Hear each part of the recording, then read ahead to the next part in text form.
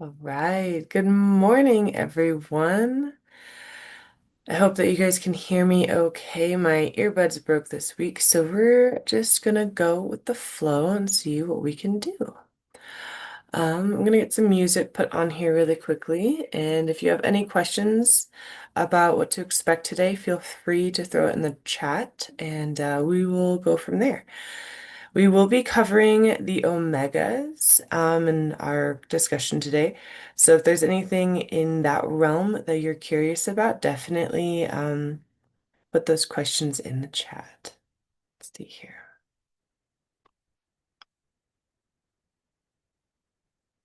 Seems like a good playlist for today. Chill AF. If you guys would like, I can also add this into the chat. All right. Oh, that's kind of funny. It's playing on my phone.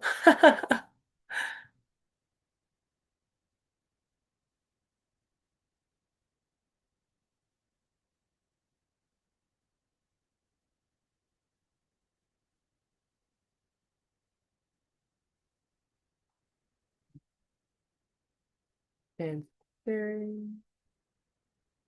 I'm still getting the hang of this whole Zoom thing, so bear with me. I apologize.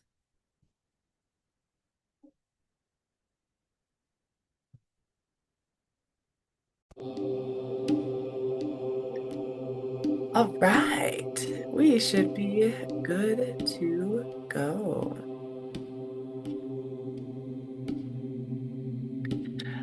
So, we are covering the omegas. I get all my little widgets all in the correct spot. There we go. So, the first thing I would do want to address is this theory that has kind of come out in the last few years has gained a lot of popularity, a lot of notoriety. It's called the blue zones. And the blue zones is a phenomenon that basically it's the highest density of 100-year-olds in the same location, also known as centenarians. So these places are where it has the highest density of people over 100 years old living and thriving. And I think that that is super cool on a lot of different levels. But the biggest thing that I'm fascinated by is the fact that they have been able to identify exactly what about their lifestyle in these places is causing this phenomenon. And it is frequently related to diet. And so that's something that we'll be covering today. But also, it's about how they incorporate community and deeper human connection, like close family ties and daily physical activity. We'll cover more of those things in the future because Blue Zones is a really hot topic for me. So I'll also add in the Blue Zones recipe booklet here too. Let me make a note of that really quickly. Recipe booklet on Blue Zone. So I do have a doc I'll be sending out to you guys as well. So you guys will be able to maintain these notes on this class. Um, so bear with me as this is still kind of new to me. I'm really excited about it, but Zoom is new, all the things are new, so I'm excited and just kind of getting all my bearings together as we move through this. I haven't quite refined my style of teaching this particular class. And again, if there's any questions that you might have at any point, please feel free to throw it either into the Zoom chat or if you need some more time with this video, because you'll see this also in the group chat on the Patreon. You can also add any questions or comments or curiosities, if anything that you found fascinating or reflection into those chats as well. And I'll be definitely hopping on there to engage with you guys there. Um, Alrighty. So the blue zone that we will be discussing today and for the next short period of time, today we'll be discussing the Mediterranean blue zone, specifically Icaria, Greece, and Sardinia, Italy. And I apologize if I pronounced those incorrectly. Um, there's a lot of fat in these foods, actually, and that is what was really fascinating. A lot of these blue zones, in fact, utilize a lot of fat in their diets, and fat is vital for several reasons. And so, some of the things that we'll be addressing today, the omegas, are a great fat. That those are fats that we need to have in our diet at all times. but with a caveat, and we'll get into that. So, the fats that they incorporate into their diet are nuts, legumes, seeds, and oils. There's also a fair amount of fermented foods as well. And in the doc I'm going to send you, you'll see that there is a Mediterranean pyramid diet. Actually, you know what? I will just share that here.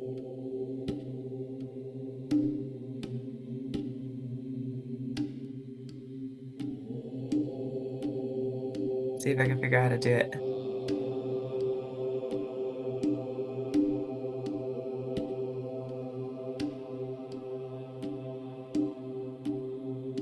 There we go. Okay, got that up. Now let's see if we can share it. Share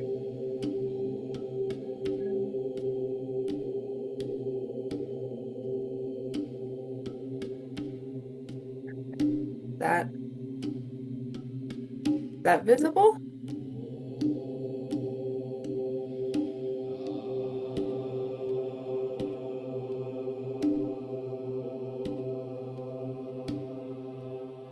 Does not look like it is wanting to let me share this.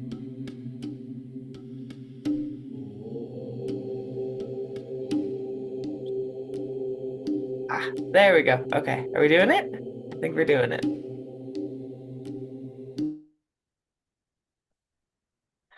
All right, let me move my little. Okay, that's out of the way. Alrighty. So you'll see here at the top that meats and sweets are not heavily incorporated into the Mediterranean diet, which I think is super interesting. There are some of the blue zones that do have a fair meat um, ratio in their diet. Weekly, they have certain portions of dairy. The thing about the dairy that they do eat is that it's typically farm raised, some animal that they have known and maybe even personally taken care of. This isn't industrialized farming. Also, any of the yogurt that they'll have is highly fermented, and so there's a lot of really deep benefits for the yogurt that they'll have out there.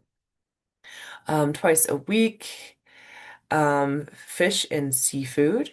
There are a lot of benefits to fish and seafood, especially in these areas. There's a lot more minerals in the fish and seafood than we'll get in some of our farmed fish out here. Um, every single day.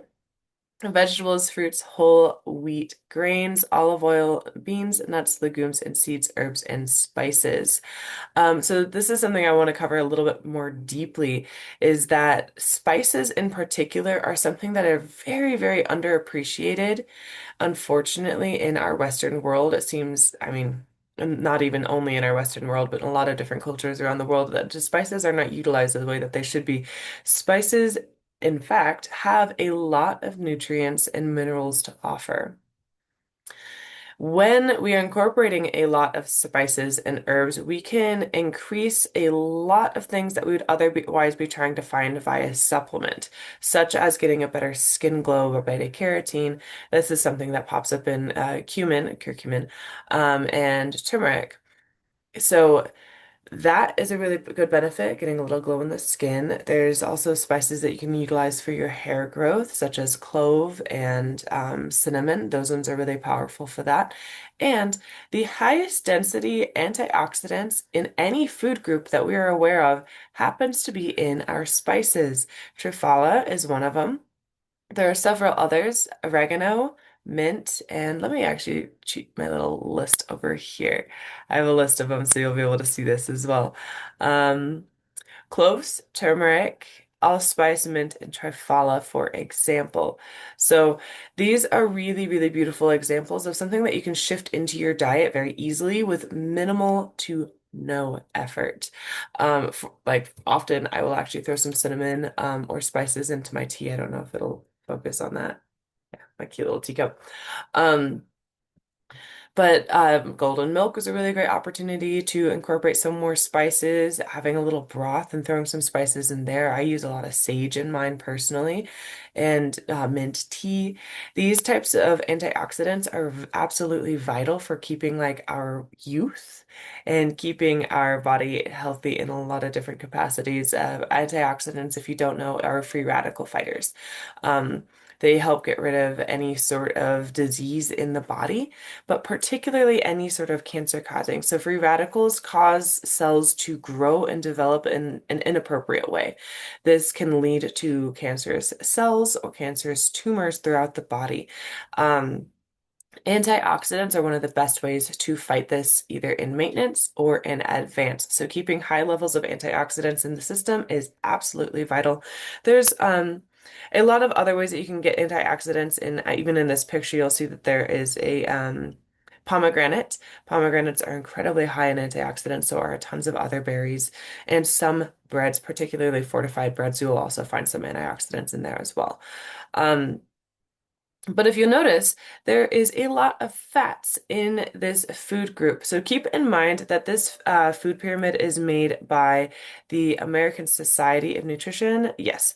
Um, so take that for what you will. A lot of American, well, specifically American food research, has some not so savory affiliates. So just keep that in mind that this could be skewed in favor of a certain industry. Considering how low eggs and poultry and meat is on this pyramid, I would find that unlikely, but just take it with a grain of salt. Anyways, the foods that are mostly incorporated in this main section of the Mediterranean diet is very, very fatty foods such as olive oil, beans, nuts, legumes, and seeds. The seed oils is something that we have been talking about a lot in the nutrition field. Granted, I am new to it. This is something that I have had a deep passion for learning about for a very long time. Um, and the more that I am learning and understanding is that it's not so confusing as to why people are actually finding seed oils to be problematic. It's not as cut and dry as it might seem, and we'll get there in just a second. Let's complete our food pyramid here. Everyday physical activities and enjoying meals with others. That is absolutely vital to this, is because it slows down the way that we eat. We get to take our time and actually pausing, savoring, and tasting and experiencing the food that you've put so much time and energy and love into is greatly beneficial. They say it takes about 20 minutes for your body to tell your brain that you are full. If you are just scarfing it down, you're not going to be able to give your body enough time to process that information. And then by the end of it, you're just like, oh my gosh, I'm so uncomfortably full. I don't know why I did this. And now you're just like lazy for the rest of the day or the rest of the evening. That's okay, but there are things that we can do to avoid this, such as eating with friends and family.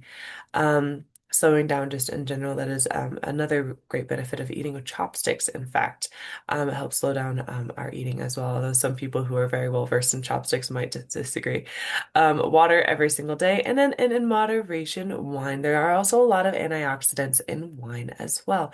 The wine in particular is something that needs to be definitely taken with moderation, as it says here, because if we have too much wine, there leads to other health implications, such as effects on the liver because of the alcohol content. But the antioxidants in moderation is actually incredibly good for you.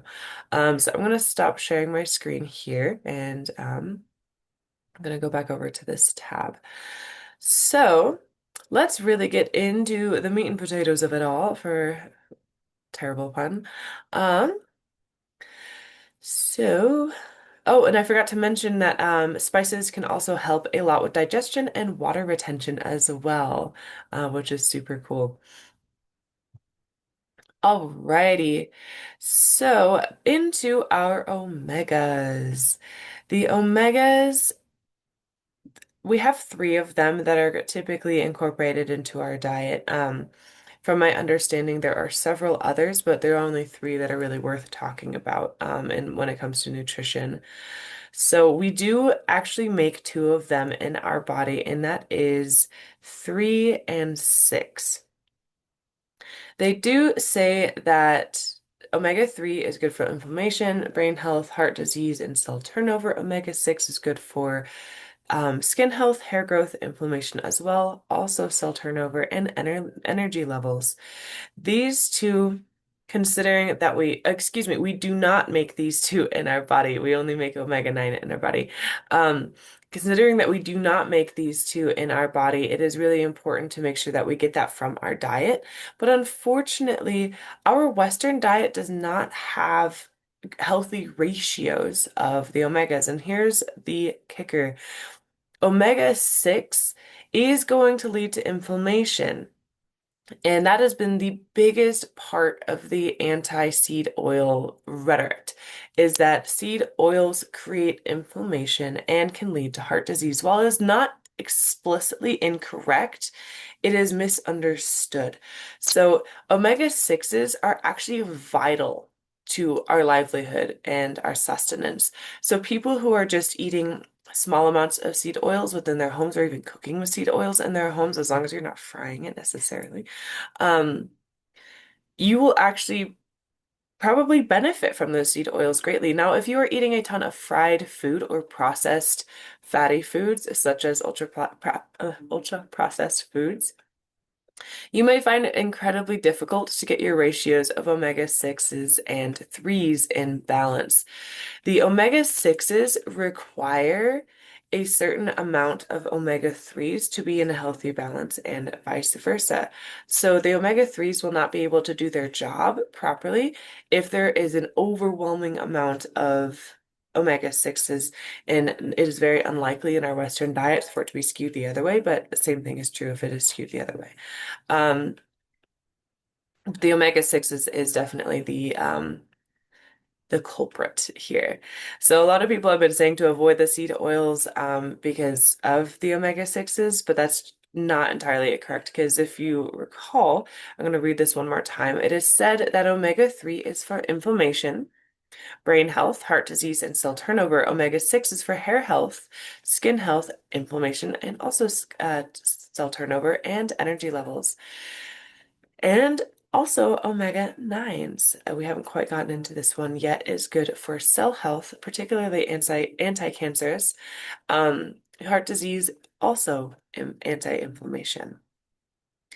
So, why would an entire food group that each individual part are anti-inflammatory be now getting accused of being inflammatory? It is because of the sixes. When the sixes get too high, it actually leads to an allergic reaction of sorts within our system, and that causes systemic inflammation, and that is a very big problem. Um, and also the correlation of the types of foods that have high amounts of omega-6s happens to be very highly processed, ultra processed foods and highly fatty fried foods. So there's a lot of other ailments that come along with that sort of diet. Now, just keeping in mind that omega-6s in particular are very dangerous when they are overconsumed greatly. They are valuable and important to remain in your diet regardless. Um, so how do we get them into our diet and how do we make some time for ourselves around this? So omega-3s and 6s in our Western diet have actually been skewed to a 60-to-1 ratio when it should be only 4-to-1. Um, that's a really big deal. No wonder we're having so many people talking about seed oils because, yeah, with the ratio of 60-to-1 when it should only be 4-to-1 is pretty dramatic. To get that back down, we need to make sure that we increase our omega-3s. This can be found in several different things, particularly from fish, nuts, seeds, oils, included specifically. Let me find my little list here. Oysters, salmon, halibut, flaxseed, and the oil, chia seeds, and some dairy products such as fortified eggs and yogurt. Um, so there's a lot that we can take away from this, and not to leave out omega-9s.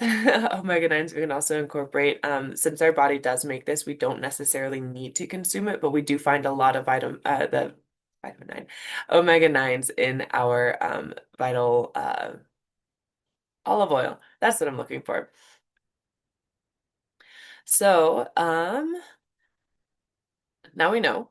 that omega 3s and omega 6s and omega 9s are all almost exclusively found in fatty foods, but they are raw and whole foods. Well, not ex exactly raw. Nuts should definitely be processed to a certain degree. Um, so a really easy switch that you can make in order to increase your levels of omega 3s and decrease that ratio skew of the threes to the six or the sixes to the threes um, is simply identifying the cravings that you might be having for foods that are not necessarily beneficial to your system, such as if you have a craving for any sort of fried food in particular, try having a small cup of that fortified yogurt with some chia seeds on top. I find that texture to be absolutely delectable. It's nice and crunchy, really, really valuable for your system in many different ways. And if for whatever reason that does not curb your craving, that's okay too. It doesn't hurt to be having extra nutrients in your body, but of course, always listen to your doctor and your body. If your body says something is not working, please listen to that first. Um, there are lots of things that you can do in order to incorporate more threes. And actually, I know that there's a massive boycott on any sort of Amazon product and organization such as Whole Foods, but Whole Foods does, in fact, have a uh, Friday oyster deal. It is $1 per oyster, and if you get a dozen of them, and they are absolutely amazing. The one thing I will say that is, if you are going to indulge in that, get there early in the day because the oysters are a hell of a lot fresher. We have had some issues in the past with getting them way too close to close, and we get home and like 3 or 4 of them are dead, and you can't eat those. Um, Really, really, really good choice. They also shuck them for free, so great deal. Another thing that you can also do that I absolutely love is incorporating chia seeds into everything. Chia seeds, because of how tiny they are non-invasive. Like I put them in my yogurt, I put them in my applesauce, like any sort of like anything smoothies that are like you're gonna drink it, you're gonna like sip at it in some capacity. Chia seeds could be there without you hardly knowing. So whenever there's a texture that might mask chia seeds, I always throw that in there. But also, I will throw it into a cup of juice and just let it sit. And actually, I will throw in some pictures of this drink that I make with that as well because it is really, really, really good stuff. Um, it's about a tablespoon or two of chia seeds mixed into your drink. You kind of want to like pour in whatever juice you want to have. I often dilute my juices with water just because the sugar content's really high and it's way too sweet. Um, so I'll put in my juice, a little bit of water, and then I will top it off with about a tablespoon to 3, depending on how much I want, onto the top. And I'll just like slowly mix it and then let it sit for about 10-15 minutes, stir it again, and then it'll be like this almost like chia pudding kind of thing. It's almost like Jello because it gets like these little like gel pockets around each individual seed. So it's a really fun texture if you've ever had boba. It's almost like organic boba. It is really good. Like the popping boba. But anyways, so let's shift gears here for the remaining time. I want to sit with some of these questions that we have. So these will again be listed in the doc that I'll be sharing into the group chat. The Body Treasury chat, by the way, not the Zoom chat, because you won't be able to access that shortly. Um, so we'll spend some silent time here. I will jump in here and there to just check in about the questions and give a question a reminder. And before we shift into that, actually, next week we will be discussing fermented foods and their many pros and the cons to keep in mind. Fermented foods are super interesting on a lot of different levels, but there are some things that we must know if we're going to be incorporating high amounts of it into our diet. So that will be really fun to explore. I actually don't know a whole lot about it yet, so I'm excited to learn a lot more with you. Um, let's dive into these questions. So each question, there are 3 questions, have 3 parts. So there is a um, like a prompt, and then There is a reflective question you can also utilize as a prompt, and then there is an action question. So, part of the thing Theo's philosophy is to have all three parts whenever there is something to explore. So, making sure that you have your meditative aspect, your reflective aspect, and then the action part. The action part is absolutely key. Don't feel obligated to engage in every single part of them. If you feel like you got it under control, um, just do what feels best for you, okay? Make sure that you have your notebook and your pen, or if you're doing it on your phone, or your docs, I'm going to spend a little bit of time with this. So I'm going to raise the volume of the music. Um, the first question and the prompt up for it is, what is a food that you frequently crave that you know is not helping your goals?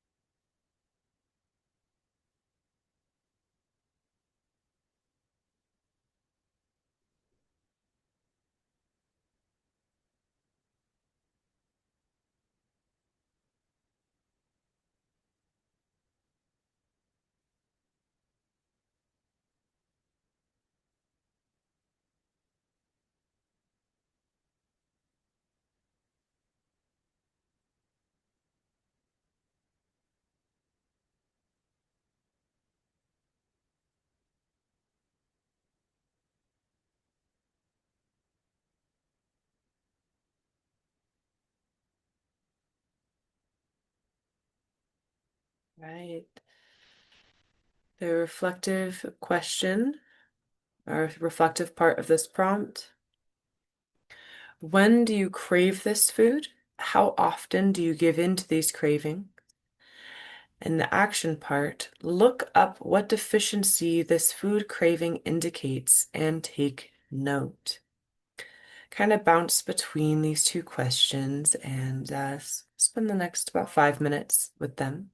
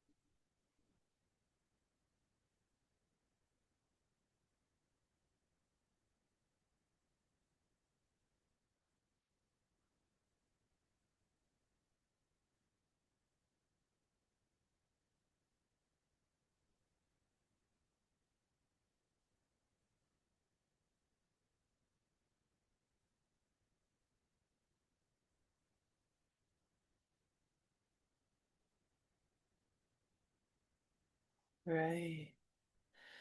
We're going to move on to prompt number 2. What is something that you learned today that you would like to learn more about or would like to implement?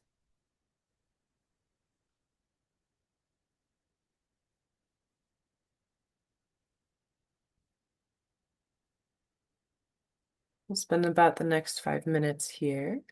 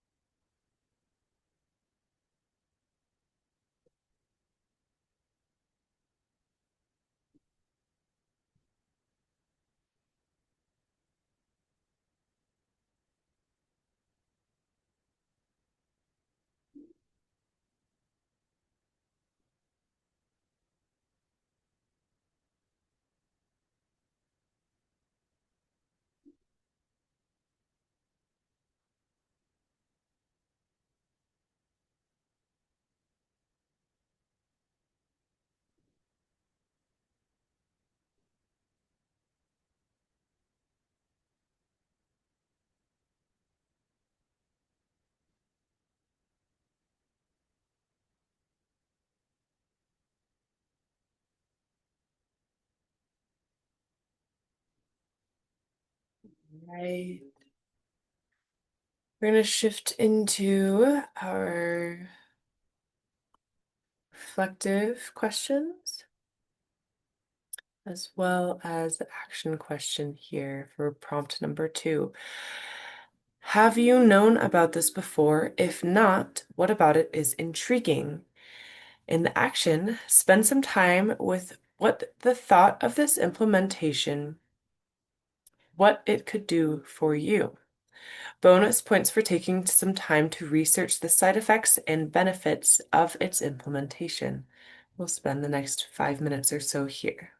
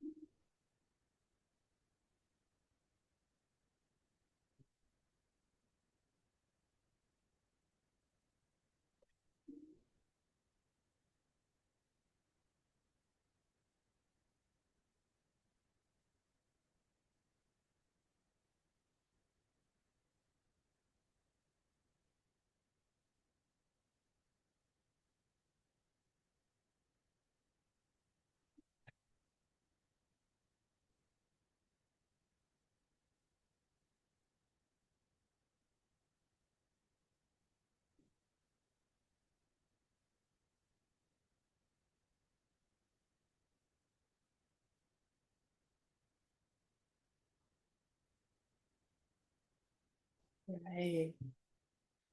I'm going to move to prompt number 3. Take a look at your overall diet. Why do you eat what you eat when you do, or what does it do? Or what? I can't even read my own question. Take a look at your overall diet. Why do you eat when you do, what you do when you, oh, I think there needs to be a comma or something here. What do you eat when you do,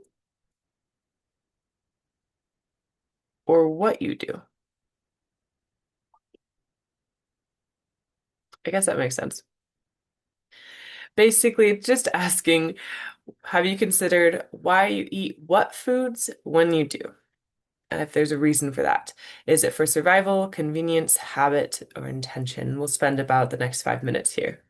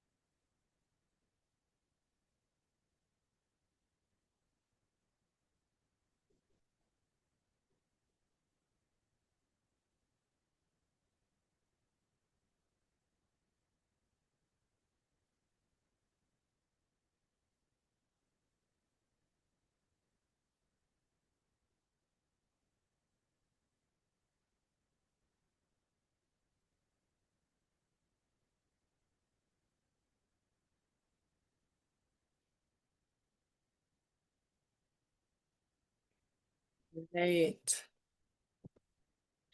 Moving to the reflective and action part. What would you like your diet to do for you? What are you trying to fuel? Action. Take a look at your pantry and fridge. Do their contents reflect those goals as well as your current lifestyle? Please be gentle with yourself. If your life is busy right now and you need the convenience food to make it through your day, don't let shoulds get in the way of fueling yourself the way you can right now. Please keep that in mind. You do not need to take anything from this lesson and make it a whole lifestyle shift or anything like that. These are just little doses of things that you can do to boost your nutrition and boost your self-fueling. Um, so we'll spend the last little bit of time here and then we'll close out.